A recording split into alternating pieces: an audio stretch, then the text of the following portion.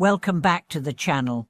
Today, we are going to dig into something deeply rooted, emotionally complex, and profoundly human. We are talking about filial piety, not as a cultural symbol, not as a theoretical concept, but as a living, breathing reality that reveals itself through actions, not words. Let me ask you this.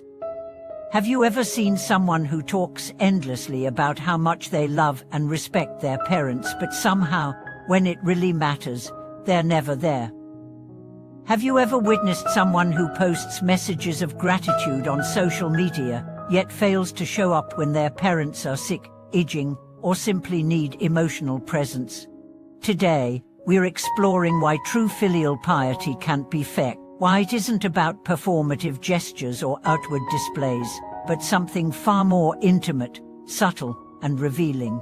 And most importantly, how it manifests in three undeniable ways that speak louder than any promise or praise ever could. You see, in a world where we are taught to curate our image, to say the right things and look the right way, it's become easy to appear like a good son or daughter.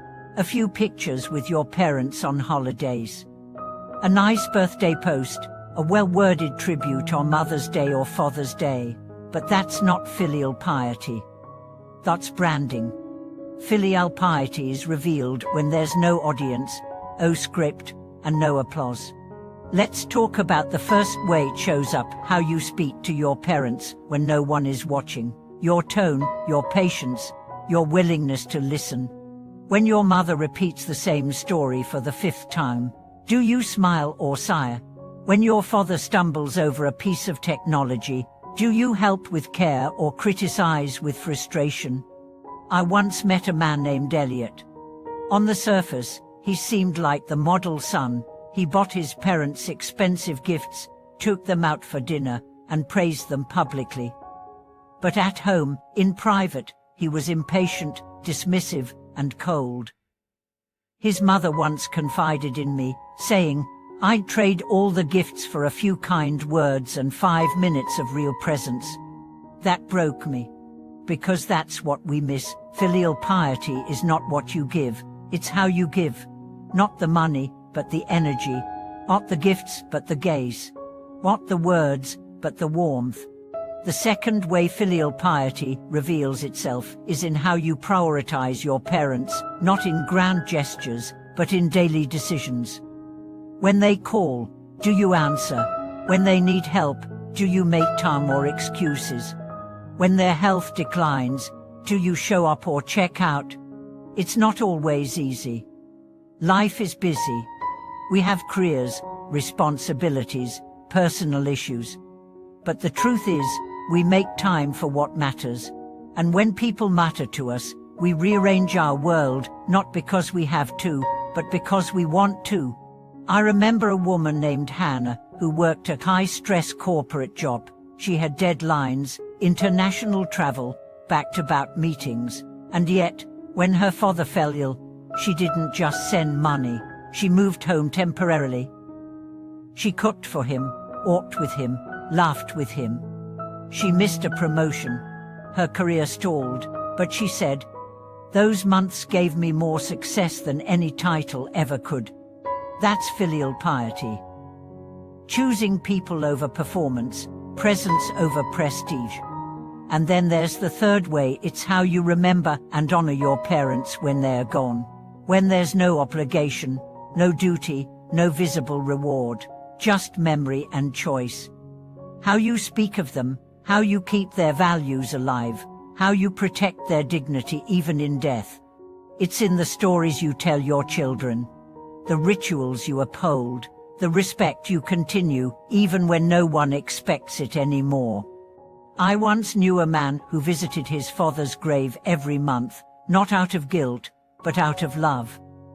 He would sit, talk, bring his kids, tell them stories. His wife once asked him, "Why so often?" He said, "Because I still learn from him. Because his voice still guides me. Because he's gone, but he's not absent." That is what true respect looks like, not because it's required, but because it's chosen. For now, I want to be clear, Filial piety is not about sacrificing your life for your parents. It's not about blind obedience or martyrdom. It's about presence, gratitude, and humility. It's about recognizing that no matter how flawed our parents may be, they carried us when we couldn't walk, fed us when we couldn't lift a spoon, protected us before we understood danger. Even if they made mistakes, especially if they did, honoring them is not about perfect memories. It's about seeing the whole picture and choosing grace. Because here's the thing, how you treat your parents often reflects how you'll treat life itself, with reverence or with disregard. If you can't honor the people who gave you breath, how will you honor the people who share your journey? And yes, not all parents are worthy of praise. Some have caused harm, some have broken trust. In those cases, filial piety may look like forgiveness, boundaries, or even distance. But even then it can still carry respect. Respect doesn't always mean closeness. Sometimes it means choosing peace without vengeance. Sometimes it means releasing anger to free yourself. What we must understand is this: true love is quiet. It's not loud. It doesn't seek validation. It lives in the unseen moments, the late-night calls, the trips to the pharmacy, the silent prayers, the patience in repetition.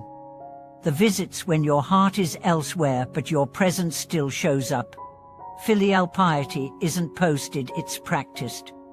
So, if you're watching this and your parents are still alive, ask yourself, what do they feel from me when there's no audience? Am I present? Am I patient? Do I see them beyond their titles as humans, as elders, as people who once stood where I stand? And if your parents are no longer here, how do you carry their memory? Have you turned it into wisdom, into strength, into tradition? Or have you buried them not just in earth, but in thought? Because here's what I know: when we honor our roots, we grow stronger. When we kneel in gratitude, we rise in legacy. Filial piety is not a duty, it's a mirror. It reflects who we are becoming, not just as children, but as future elders. How we treat our parents teaches our children how to treat us. What we tolerate, model, and protect becomes the soil of the next generation. So live in such a way that when your name is spoken years from now, it carries the same weight, warmth, and reverence you once gave. If today's video moved something in you, I'd love to hear from you. Share your stories, your memories, your lessons. What have your parents taught you directly or through their silence? What would you say to them now? And if you found value in this message, please like, subscribe, and share it with someone who needs this reminder today. Thank you for watching. Be present, be grateful, and never underestimate the quiet power of real respect.